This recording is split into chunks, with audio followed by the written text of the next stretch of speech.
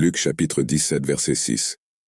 Le Seigneur a dit, « Si vous avez une foi comme un grain de moutarde, vous direz à ce mûrier, déracinez-le et plantez-le dans la mer, et il vous obéira. » Ce verset fait partie de l'enseignement de Jésus sur la foi à ses disciples.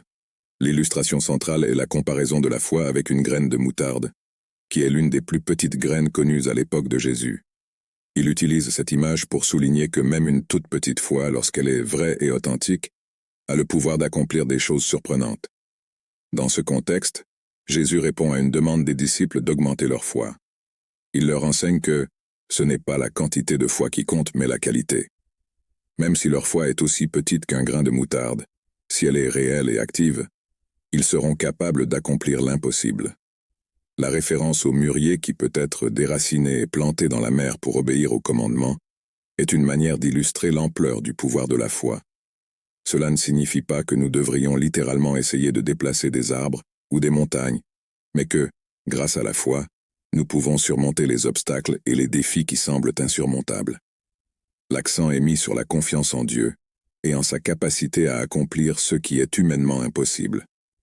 En bref, Luc chapitre 17 verset 6 nous rappelle que aussi petite que puisse paraître notre foi, si elle est authentique et placée en Dieu, elle peut réaliser des choses incroyables et surmonter des difficultés. La clé est de faire confiance à Dieu et à sa souveraineté. Déclaration de confession de foi. Seigneur Jésus-Christ, je confesse que je suis pécheur et que je suis séparé de Dieu à cause de mon péché. Je me repens de mes péchés et je reconnais le Seigneur Jésus-Christ comme le seul et suffisant sauveur de ma vie, et je dirige à la vie éternelle et écris mon nom dans le livre de vie. Amen. Jean 17, verset 3. Et la vie éternelle est qu'ils vous connaissent seul comme le seul vrai Dieu, et Jésus-Christ que vous avez envoyé. 1 Jean 4, verset 15.